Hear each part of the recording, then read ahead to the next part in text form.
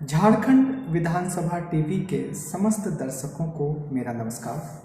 मैं M A Haq, visiting faculty central university Delhi and mentor for civil services aspirants.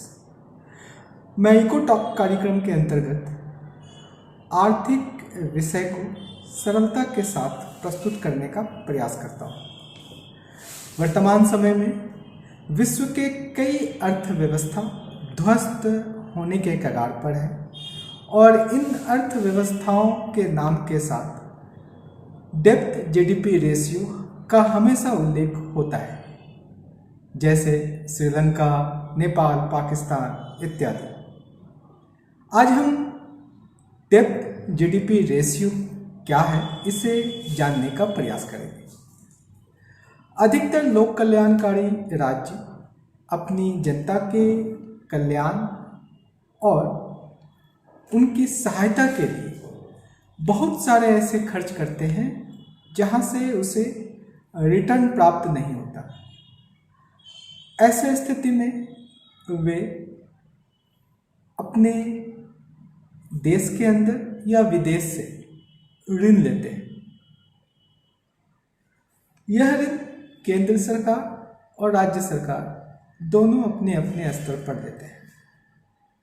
केंद्र सरकार internal loan के साथ साथ एक्सटर्नल विदेशों से भी ऋण प्राप्त करती है, जबकि राज्य सरकारें केवल आंतरिक ऋण ही प्राप्त कर सकती है। आर्टिकल 292 के अंतर्गत केंद्र सरकार और आर्टिकल 293 के अंतर्गत राज्य सरकार के लोन लेने की अधिकतम सीमा का निर्धारण संसद एवं विधानसभा के द्वारा किया जाता है। डेब्ट जीडीपी रेशियो का सामान्य अर्थ है कि किसी भी देश के द्वारा लिए गए कुल ऋण डिवाइडेड बाय उस देश की जीडीपी। अगर हम इसे प्रतिशत में व्यक्त करने का प्रयास करें तो इसे मल्टीप्लाई 100 के साथ किया जा सकता है। डेब्ट जीडीपी रेशियो यह एक मानक या एक मापदंड है जो ये प्रदर्शित करती है कि आपके जीडीपी का कितना भार ऋण चुकाने या ऋण के ऊपर निर्भर करता है। उदाहरण स्वरूप यदि किसी देश की जीडीपी 100 रुपीज़ है और उस देश के द्वारा 100 रुपीज़ का कर्ज लिया गया है, तो ऐसे स्थिति में उसके जीडीपी का टोटल भाग एक तरह से कर्ज चुकाने में ही इन्वेस्ट हो जाएगा। तो ऐसे देश में ना तो विकास के कार्य और ना कल्याण के कार्य सही रूप से संपन्न हो सकते हैं। ऐसे स्थिति में ऐसे देश को बैंकरप्ट या दिवालिया कहा जा सकता है या घोषित किया जा सकता है। वर्तमान में यही स्थिति श्रीलंका की हो चुकी है, जहां की डेब्ट जीडीपी रेशियो 104% हो गया है। बहुत सारे अन्य देश इस लाइन में खड़े हैं, जिसमें नेपाल और पाकिस्तान भी सम्मिलित हैं। भारत सरकार डेब्ट जीडीपी रेशियो को गंभीरता से लेती है और वर्ष 2010 से मिनिस्ट्री ऑफ फाइनेंस के द्वारा प्रत्येक वर्ष इसके संदर्भ में एक स्टेटस पेपर ऑन गवर्नमेंट डेब्ट जारी किया जाता है। वित्तीय वर्ष 2022-23 में सरकार ने यह घोषित किया कि भारत के ऊपर इंटरनल और एक्सटर्नल जो समस्त डेब्ट यानी ऋण है वह लगभग 155 लाख करोड़ रुपए है, जिसमें से 147 लाख करोड़ इंटरनल डेब्ट है और रेस्ट 4.7 लाख करोड़ एक्सटर्नल डेब्ट है। अगर हम जीडीपी की बात करें तो भारत की जीडीपी मिनिस्ट्री ऑफ फाइनेंस के अकॉर्डिंग इसी वर्ष 236 लाख करोड़ की है। अगर हम इन दोनों के हिसाब से डेब्ट जीडीपी रेशियो निकालें तो ये लगभग 60% के अराउंड आता है। तो भारत में जो वर्तमान समय में डेप्थ जीडीपी रेशियो है वो लगभग 60-61% के आसपास है, जो वित्त वर्ष के अंत तक आते आते इसमें बढ़ोतरी हो जाती है। उसका कारण ये है कि अभी यह वित्त वर्ष स्टार्ट हुआ है, इसलिए कितने खर्च हो रहे हैं और कितने एक्स्ट्रा खर्च हो सकते हैं जिसका आकलन बजट में नहीं किया गया है, तो उसके लिए सरकारें ऋण लेंगी। अगर हम 5 वर्ष का एक आंकड़ा देखें डेप्थ जीडीपी रेशियो का भारत में, तो ये लगभग 68 या 67 के बीच में बना हुआ है।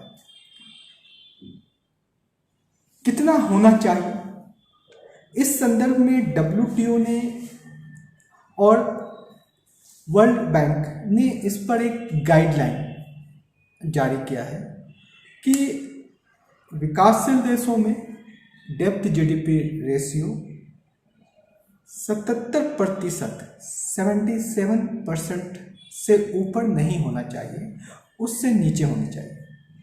WTO का यह मानना है कि यदि किसी भी विकासशील देश में 77% से अधिक डेप्थ जीडीपी रेशियो हो जाता है तो प्रत्येक 1% डेप्थ जीडीपी रेशियो के बढ़ने के साथ विकास दर में 2% की गिरावट आती है।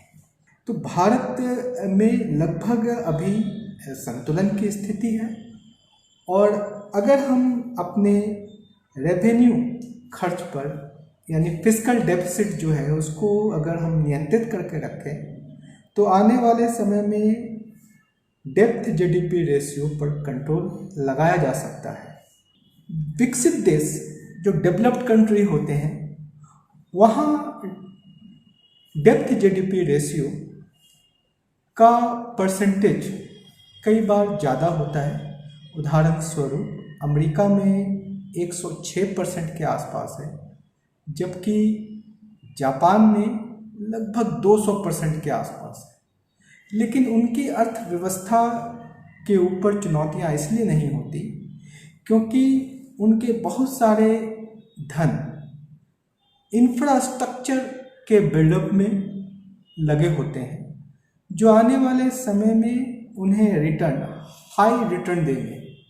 जबकि विकासशील देशों में अधिकतर ऋण लोगों को सब्सिडी देने, लोगों को राहत पहुंचाने तथा ऐसे कार्यों में संलिप्त किया जाता है जहां से कि धन के रिटर्न होने की कोई संभावना नहीं होती।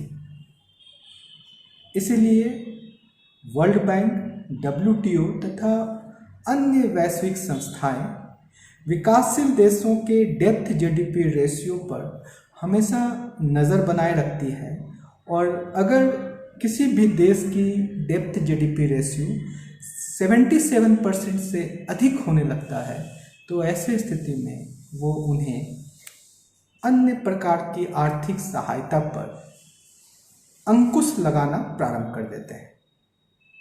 अगर किसी भी देश की डेप्थ जीडीपी रेशियो 100% से ऊपर हो जाती है तो वर्ल्ड बैंक, WTO तथा अन्य आर्थिक संगठनें उनको किसी भी प्रकार का ऋण देने या किसी भी प्रकार की अन्य सहायता देने पर रोक लगा देते हैं।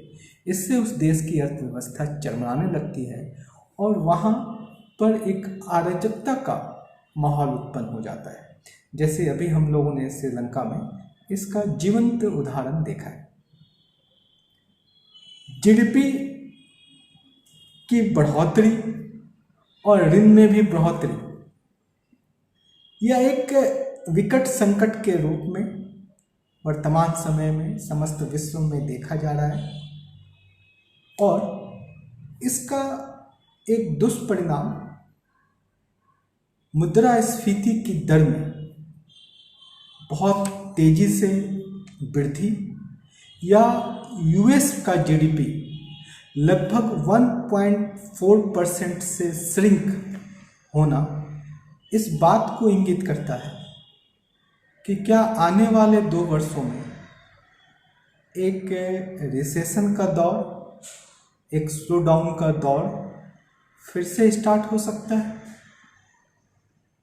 इस टॉपिक पे हम आपके साथ विस्तार से आपके साथ चर्चा करेंगे और ये भी आपको समझाने का प्रयास करेंगे कि किस प्रकार से जो इकोनॉमिक पावर्स हैं वो अब धीरे धीरे करके एक रिसेशन, एक इकोनॉमिक स्लो डाउन की तरफ अग्रसित हो रहा है और ऐसे में हमें क्या प्रिकॉशन बरतनी चाहिए, किस प्रकार से हमें अपने आप को सुरक्षित रखनी चाहिए। धन्यवाद। जय हिंद।